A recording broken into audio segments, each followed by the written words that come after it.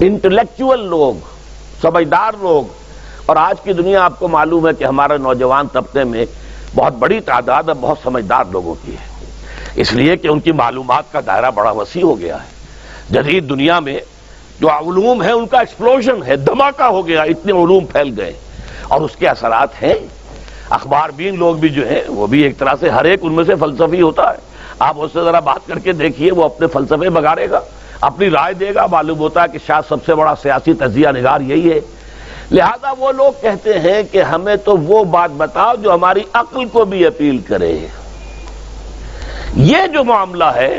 وہ ایمان جو عقل کو بھی اپیل کرے، اس کی سورس صرف ایک ہے اور وہ قرآن حکیم ہے۔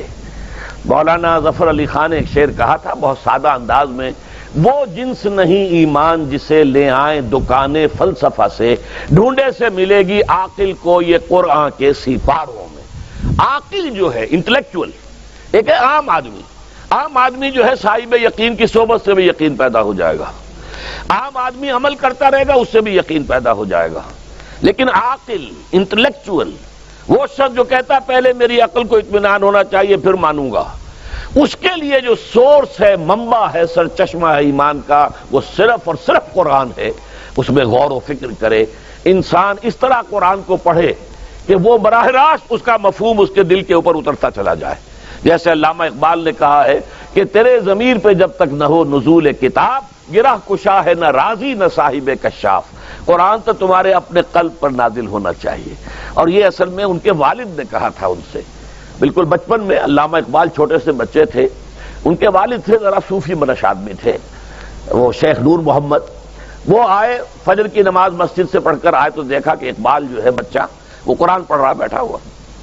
اس نے کہا والد نے کہ بیٹے تم یہ قرآن کیسے پڑھتے ہو؟ اب وہ حیران ہوا بچہ، یا بجان بس میں پڑھتا ہوں قرآن جیسے پڑھتے ہیں، آپ کا مطلب کیا ہے؟ کہا بیٹے قرآن ایسے پڑھا کرو کہ جیسے یہ تم پر نازل ہو رہا ہے، یوں سمجھو کہ تم پر نازل ہو رہا ہے، تم مخاطب ہو۔ اب اس چیز کو انہوں نے اپنے اس شعر میں ادا کیا، تیرے ضمیر پہ جب تک نہ ہو نزول کتاب، گرہ کشا ہے نہ راسی نہ صاحب کشاف۔ جیسے یہ قرآن قلب محمد پر نازل ہوا تھا، فَإِنَّهُ نَزَّلَهُ عَلَىٰ قَلْبِكَ، جبرائیل نے یہ اے نبی اے محمد آپ کے دل پر اتارا ہے۔ تو جب تک ہمارے بھی دل پر نہیں اترے گا تو قرآن مجید جو ہے وہ ہمیں انسپائر نہیں کر سکے گا۔ ترجمہ آپ پڑھیں گے، کچھ آپ کو معلوم ہو گیا اس کا مطلب یہ ہے، تفسیر پڑھا، اچھا جی ٹھیک ہے فلاں مفسر نے یہ لکھا ہے، فلاں نے یہ لکھا ہے، یہ معلومات تو مل جائیں گی، لیکن وہ اندر سے جو موٹیویشن ہوتی ہے، اندر سے جو جذبہ ابھرتا ہے، اندر سے جو ایمان جو ہے چشمے کی طرح قلب کی گہرائیوں سے ابلتا ہے، وہ نہیں ہوگا۔ وہ اسی وقت ہوتا ہے کہ جب وہ انٹلیکچوئل آدمی جو ہے وہ کم سے کم اتنی تکلیف ضرور کرے کہ اتنی عربی سیکھ لے کہ عربی جو ہے قرآن مجید اس کے براہ راست قلب پر نازل ہو سکے، وہ ترجمہ نہ دیکھے۔ اب ایک آیت پڑھی پھر ترجمہ دیکھا، پھر دیکھا اس میں نمبر 11 لکھا ہوا ہے، حاشیہ میں جا کر دیکھا نمبر 11 یہاں ہے، وہ دیکھا، تسلسل تو ٹوٹ گیا۔ اب وہ بات نہیں رہی، اور ترجمہ جو ہے وہ سبھی جانتے ہیں، دنیا میں ہر بچہ بھی سمجھ لے گا کہ غالب کا کوئی شعر ہو اور وہ آدمی پڑھ کے جھوم جاتا ہے کہ کیا بات کہی، اسی کا انگریزی میں ترجمہ کر دیجئے، اب اس میں کچھ بھی نہیں۔ آپ نے مفہوم تو بیان کر دیا انگریزی میں، لیکن جو تاثیر ہے اس غالب کے شعر کی وہ انگریزی میں منتقل نہیں ہو سکتی۔ تو قرآن مجید کا کچھ نہ کچھ مفہوم تو ترجمے سے معلوم ہو جائے گا، قرآن کی تاثیر ترجمے سے نہیں حاصل ہو سکتی، تفسیر سے نہیں حاصل ہو سکتی۔ اسی لیے دو سب سے بڑی تفسیروں کا ذکر علامہ اقبال نے کیا ہے کہ گرہ کشا ہے نہ رازی،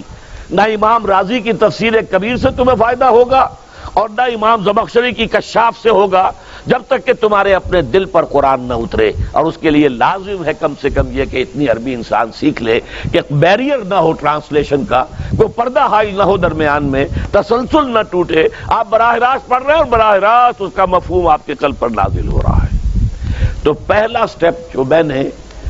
ان 3 آیتوں پر اضافی آیت سورہ نساء کی آپ کے سامنے رکھی، ہم میں سے ہر شخص کا پہلا کام یہ ہے کہ وہ یقین والا ایمان حاصل کرے۔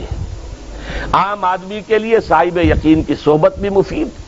عام آدمی کے لیے عمل سے بھی یقین پیدا ہوتا ہے، لیکن انٹلیکچوئل کے لیے، ذہین کے لیے، فہیم انسان کے لیے انٹیلیجنسیا جسے آپ کہتے ہیں، اس کے لیے لازم ہے کہ وہ قرآن مجید کی گہرائیوں میں غوطہ زنی کرے اور قرآن اس کے اپنے قلب کے اوپر نازل ہو تو کہیں جا کر وہ قرآن کو سمجھے گا۔ چنانچہ علامہ اقبالی کا ایک اور شعر میرے ذہن میں آیا ہے، وہ میں آپ کو سنا دوں۔ ہم یہ سمجھتے ہیں کہ عرب تو ان کی اپنی زبان ہے، لہذا وہ تو قرآن مجید کو سمجھتے ہی ہوں گے، لیکن بسا اوقات ایسا بھی ہوتا ہے اگر دل پر حجاب آئے ہوئے ہوں تو قرآن مجید کے سمجھنے سے بھی کچھ حاصل نہیں ہوتا، دل پر حجاب ہے۔ یہی وجہ ہے تو عرب ہو یا عجم ہو، تیرا دل نہ دے گواہی، لغت غریب، یہ قرآن مجید جو ہے، تو عجم ہو یا عرب ہو، یہ قرآن مجید تیرے لیے لغت غریب رہے گا جب تک کہ تیرا دل گواہی نہیں دیتا۔ تو ایک تو طلب ہدایت ہو انسان کے اندر،